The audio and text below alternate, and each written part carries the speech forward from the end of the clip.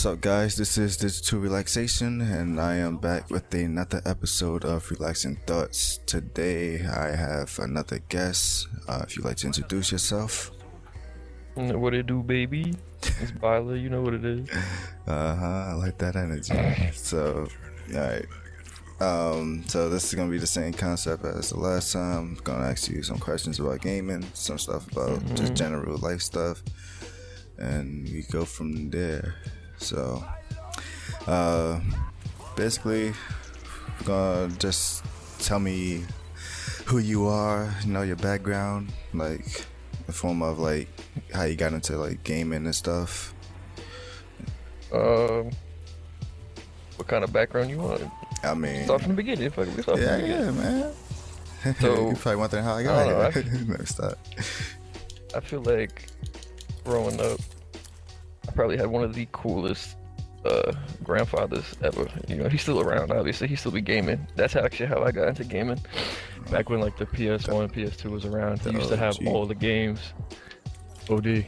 And basically, I remember growing up and being at my grandparents' house, chilling, and I'd always be like in the back room with him, playing on the PlayStation, PS1, PS2, all the old like war games, shooter games, everything, racing games. And kind of just went from there. Once I started growing up, they had bought me like my own PS2, and kept going. He had PS3, he's got P4, everything. He just still be playing every week because I used to go to him and always talk to him about games, and it started coming the other full circle. He started asking me like, oh, like, what do you do for this? What do you do for that? Kind of just took over like that. It's dope. That's interesting. I don't really know much about like an elder being the reason why you into gaming. Usually it'd be the opposite. It's like rare. Yeah. That's why. I don't know. I just think it's really cool. That's actually gonna be one of the questions I asked you, is how you got into it, so I can like share some of that. Chill. We're gonna get there. Wait, waiting for me. I got one down. Yeah, cause like to briefly go into it, but like it was my. I don't want to say it's not my dad put me, but obviously he's the one who purchased the gaming platform for me. But it's like he's one of those now. It's like that's not what he wants me to do all the time type thing. So yeah, it's like, but yeah, it's it's definitely interesting.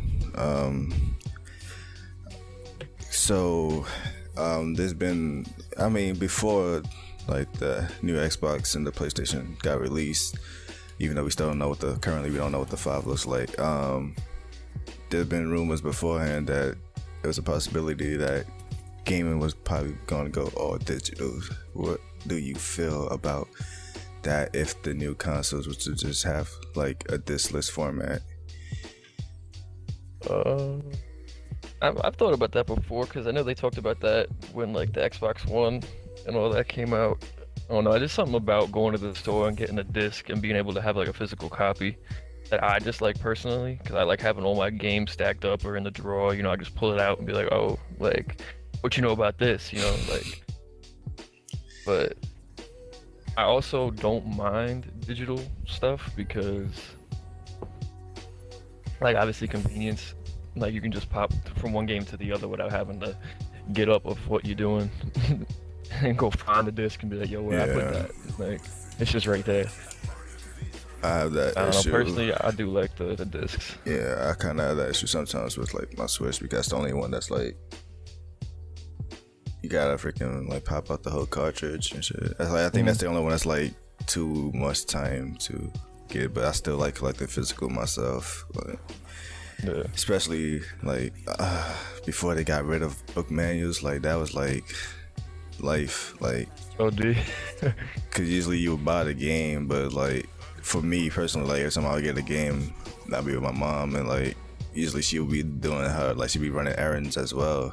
So it's like I gotta wait till we get home. So that book manual just hold me down till I get there. Basically, yeah, I be reading through everything. I used to do it all the time. That and like back when Call of Duty used to do it all the time with the steelbook case, having that like Yeah, I the always wanted that. like that little luxury piece in a sense. Yeah. Be like, oh, you got the regular case, but I got the steel case and I got the bundle that came with it. Just to have it in person. Yeah. But I also feel the thing with that is like most of these consoles, like especially going forward now, is like they need if they ever do plan to do that, which they already have technically did that. The Xbox had made a diskless console already, but the problem is like these games just like too much space. Like y'all gotta start putting in like mad hard drive space when you get these consoles, because like it's like games like GTA and Call of Duty is like freaking 500 gigs alone. Don't get me started with Call of Duty. That update was 80 gigs of sitting on my connection before I got the new router. Like, yo, I can't even play. Like, I'll catch y'all next week. Yeah, that's why like when we had that tournament and I was playing wireless, I'm like, yo, this is never updating, bro. I had to go downstairs and plug it in. Like, damn. But yeah, that's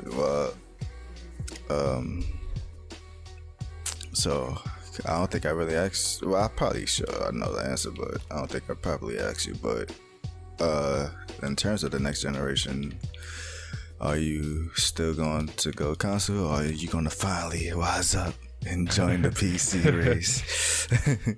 I mean, eventually I want to get to like a PC or something like that. I know my brother was talking about it. Like, he's younger. He's like, yo, I just want to get to PC, start learning stuff like that. I'm like, go for it, but that's bread, like, up front. But I know every time I talk to you about it, you're like, man, but you saving money in the long run. Yeah, that's what I was saying. Like, y'all let that discourage you, and it kind of shouldn't, because the thing is like, yeah, there's bread up front, but also that it's a matter of what you spent in. Like, I always tell people, like, before you even think about getting a PC, what are you going to spend for it? Like, I know me for, like, I guess what would you consider, I guess, I mean, yeah, mine it's a decent, at the time, it was a very decent build for the price. Right. Obviously, as things get, I mean, the technology keeps getting stronger, it's like, my shit gonna keep getting weaker. But, like, I already had a price set in my mind. It's like, other than that, like, I don't really be spending much on like games and things or online services, which that's already one thing in itself. Yeah. But yeah. I mean, yeah, I'll probably still get the Xbox eventually. I don't know if I'm gonna get it right away. I'll probably wait a little bit. But once I do that, I'll probably try and work to get in like a PC or something light like that, so I can still play, do something different. Yeah. But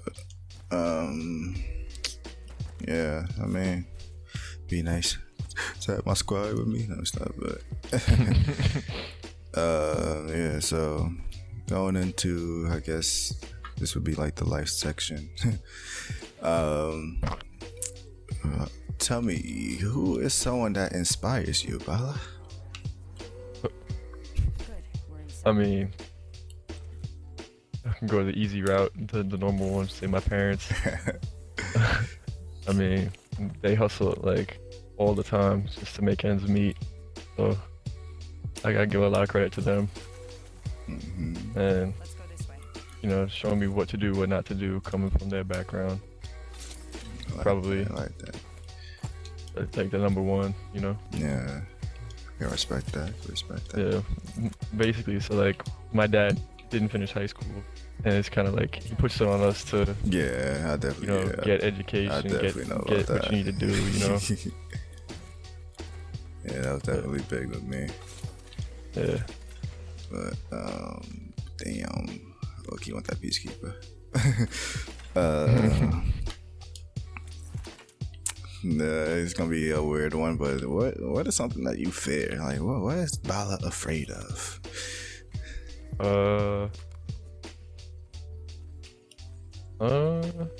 Probably, going through everything I go through, like with college and everything, and just not making it or living up to what I want to be, in a sense, Like, I have like my own like dreams, desires, I guess, of what I want to achieve, and I feel like if I can't get any of that, like I didn't make it. You know what I mean? Yeah. Interesting. Going deep in here next time. Alright, I mean, I'm pretty sure it might be a similar answer, but what is your current life goal? Right now? Yeah. I mean, Unless you I want to definitely go want to. 3 years ahead, I mean, it's on you. that'd probably be the same. I want to get to like a career job and be able to be stable enough to kind of do things I want to do in a sense, you know? Yeah. But I don't know. It's like kind of one and the same. I just want to be able to come out of college with, you know, a decent job or something with like a flexible lifestyle I think it's been looted. where I don't have to, yeah, I don't gotta, you know, grind all the time to try and make ends meet. I feel you on that life shit. Well, this will be my final question. Do you see video games playing a bigger part of your life, or is it just gonna just keep like being something you do on your off time? You know, you just wanna relax, put something on, start playing. I mean, I think everybody that's like a gamer has that, like, damn, what if I was like a content creator? Like, what if I was like a streamer or something like that, just to be popular enough to do what you want and still make some bread off it. Yeah. So like if it ever came to that, yeah, I would love to do something like that. But you know, it's kind of like I gotta toss up between, you know, both things. It's Yeah. like I'm still gonna play it, you know, regardless of what I'm doing. But like if I did something here like with you and we took off, like obviously I'm keep sticking with that, because if we got the spark, we can keep going, you know. Yeah, I feel that. It's like kind of with anything. Okay. I mean, for the most part, that is what I have. I mean, Word. apparently you said you wanted to ask me, which you did ask me a question. That question you started off with was kind of like what I wanted to. I don't think I ever did talk about it. I felt like I probably did. But how I got into gaming, I mean, for me it's simple, but it's like I feel like certain things run into your blood, I guess. Okay. So obviously I have an older brother, so he already had getting behind us too. Yeah, bro, we just got pinched. But he already had the PlayStation 1 like while I was still like a toddler or whatever. So I never really played it like that. I don't have much experience besides playing like one game, so I don't really ever consider that being like my first real gaming experience. But obviously Christmas, my father bought the Nintendo 64 and GoldenEye. And I mean, I think obviously that sparks my my love for FPS. Right. But as like I said, I think this is like a family thing. It's like I've grown to become very competitive like early on. Like I was playing like my cousins and my brother, which obviously at the time period I was always the youngest one like within my family. So and I was like able to like freaking work my way to like be holding my own against these dudes. Like so I felt like trying to be good at gaming is what always like kept me going, but it wasn't like how I feel about it now. Like it was, I think it was more like gaming was something I used to do when I had nothing else to do at the time. But then eventually became to a point where it's like I really didn't have much else to do in my life at this point, so I eventually just started getting more into gaming and more into like getting like every game that's popping, getting the consoles that's popping, and then I eventually worked my way online, and just took off from there. Then of course that's the competitive edge came back into me again. Now I'm trying to be better than people across the world. So that's mainly how I started getting more serious into gaming. I got you. What would you say is like your favorite like memory growing up with gaming? Like nothing recent, like something deep, like something that you remember, like, yo, that was it. Like that was like growing up with gaming. I would constantly reference this in my podcast that I do. I talk about this franchise a lot, which is the Sonic franchise. Playing those games, mainly but playing the games, mainly people would say the adventure era, when it was 3D. I think I like to refer to that point in time, like, I guess my last moment of like true childhood innocence. Like all I had at that time was just me playing these games, and we keep getting spanked. Let me stop. What you call it? Like, I think that was probably like the first time when you play a game like Sonic, like usually you can like beat the game and that would be it.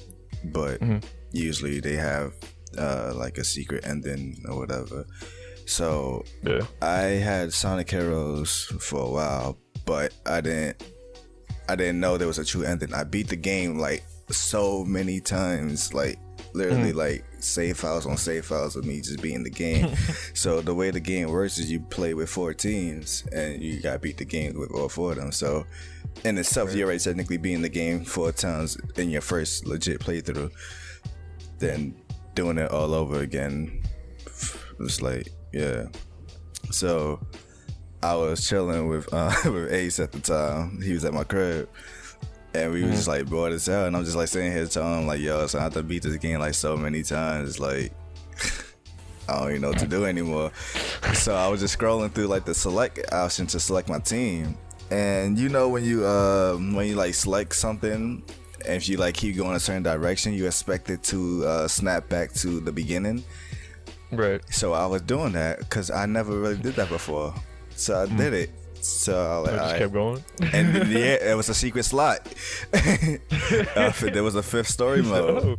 Yo, I'm bugged. I'm like, yo, how many times I've done beat this game? How many times I've done played this game? I never knew that. I never knew that there was a whole extra slot of another story just sitting there. That shit just got me hyped. Then knowing that there was still more for me to do in the game, and then just like it was just wild. So I think that was one of like a hype moment for me. I feel like everybody's got that like moment, like when they're younger, like they find something new in a game, or like they get past that level that they've been stuck on. Like I remember, since you were talking about Sonic and all that, I remember way back, I forget what console it was, but there used to be this Jurassic Park game. I think it was for the 64 or something, I don't even know, or like the old school Sega. And I remember being stuck on that. Like I used to play that all the time, like at my grandparents'. It was like that 2D kind of game though. Yeah, those games was like. And I remember playing it. I used to get stuck all the time on like level 1, level 2, like. And I remember one time I forget what I had did, but I had gotten through it, and I'm sitting here like, oh, wait a second, I did it, like. And I just paused the game and go around like, yo, come look at this, like I beat it. Like, Mom, get the camera. And then you go to the next round and it's like easy, and then you go to the one level after that and you suck again. Like there's always that, like, oh, here we go again. You're definitely getting over a level that sets you back. That's always a good feeling. Like, especially from all the rage you had to feel beforehand. I'm like, yo, this makes no sense. Who designed this impossible level? Bro, it's like I don't know if you played it Oh, or anybody that's gonna be watching played it. The game Turok. oh, bro. Bro, that I used to love that game. Like especially like the PS2 game. Like loved it, right? Grandpa got me into that one. That was like his favorite series. And then when it came on to like Euro one. the 360 and P3, the newer one, Yeah. bro. I was like, all right, cool. It's a lit game. You know, we're going through it, and you get to fight that T-Rex at the end, bro. I still can't beat it. Bro. I have to this day. I still own the original Turok 2 for 64. Oh word, Bro. That. All right. So funny thing is that because they recently remastered it, kinda, and I got it on the Switch now. Oh, that's on the Switch? I'm about to buy that. Well, it's on everything, but I got it on the Switch, and yo, that to this day I can't beat. Well, something is wrong with the remaster version. Apparently, it's like a glitch that's stopping me from like getting everything. But Like getting through. yeah, but to this day, that's a game that I have not been able to like legitly beat. Like. It's only 6 levels in the game when you sit there and think about it, but yo, each of those levels is like 3 hours long. Yeah. And it's like, yeah. I don't think I probably played the original one a little bit, but I remember I mainly played like the PS2 and then the newest, like the P3 one, unless there's another one after that that I don't know about, but Bro, like, I don't know, there's just something the about map the hard ass design, levels. like yeah, like you don't really know where to go. They don't tell you nothing. I'm like, yo, who was beating this game? Right. I remember watching a video of this guy trying to beat the T-Rex in the last one. It was like an old school like it was like called Rage Quit or something. It was like this dude that would play hard ass games and like you'd hear him like progressively start wilding out like because he couldn't beat it. And he was like he stressed himself so much because he was trying to beat that T-Rex. It just wouldn't work. Struggles. I was like, yeah, I feel you. Like, We've been there. I can't do it either. But yeah, like I don't know. I mentioned this too before in my recent podcast. We talked about like how the difficulties in video games have changed. It's like these games before didn't hold your hand for nothing. It's like, yo, no tutorial or nothing either. Like, yeah, you just go it's like, in, especially like, a game like Turok, when like after that intro cutscene plays and the first thing you see is an explosion and you just like, oh, what's going on? You better run, boy. Oh, you guys are freaking clawing the bow and arrow. Like, what the hell am I supposed to do with this? But yeah, it was weird. They got black belts. Right, orange. But yeah, Nah, it's like I feel like a lot of games back in the day were always like that. they were. They always got that yeah. big boss fight too. Like I always see the videos of like that Mike Tyson punch out. Ain't nobody beating Mike Tyson. Yeah, playing certain Street Fighter levels on hard. Mortal Kombat, playing those on any hard difficulty. But, Yeah. but yeah, craziness. Someone over there. Okay. I think they're on the left fighting people. Who thought you scanned that? I didn't scan nobody. Literally, so you scanned something. Unless that was the kid back. You want that book bag? I got a purple. Sure. You got that, boy? No? They over there. One's got blue. Oh, there's 2 squads over there. We pushing. There's one behind that rock, I think. Just traps. Oh, we about to get blown up. Above. Yeah. Speed 2020, you gonna get to hold that. Oh, oh, got someone shooting me from behind. Oh, Evo shit, I'll take that. You need heavy ammo? I won't find this on myself, but yeah.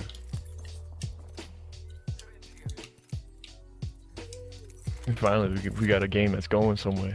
Yeah, let's see if we can make this happy ending video. I'm trying to get a dub for the content. Yeah.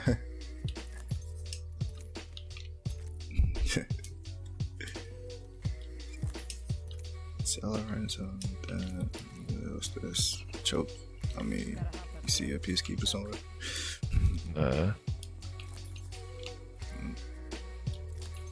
No. Alright.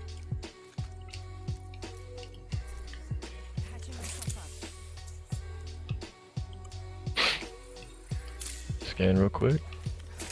See nothing.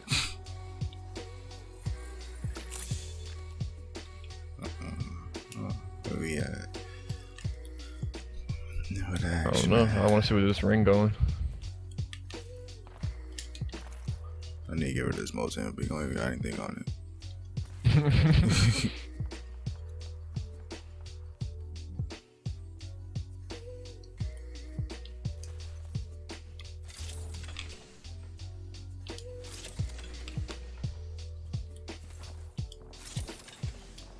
Nothing. Oh, there ain't nothing around here. Yeah, shooting from a distance, but they outside the ring. I don't know if you want to go into that. We can push it if you want. You got Evo shield, don't you? Or you got a purple? Evo. Get that red.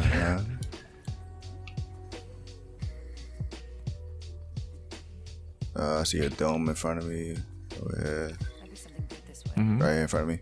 Yeah, I'm scanning. Yeah. Someone on our right too. Squad over there. Oh, what you trying to do there? Heard him. Damn. I'm getting my. Oh my god! I didn't even have to finish that sentence. We saw it.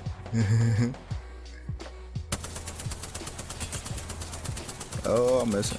Oh, he dropped the ult on us too.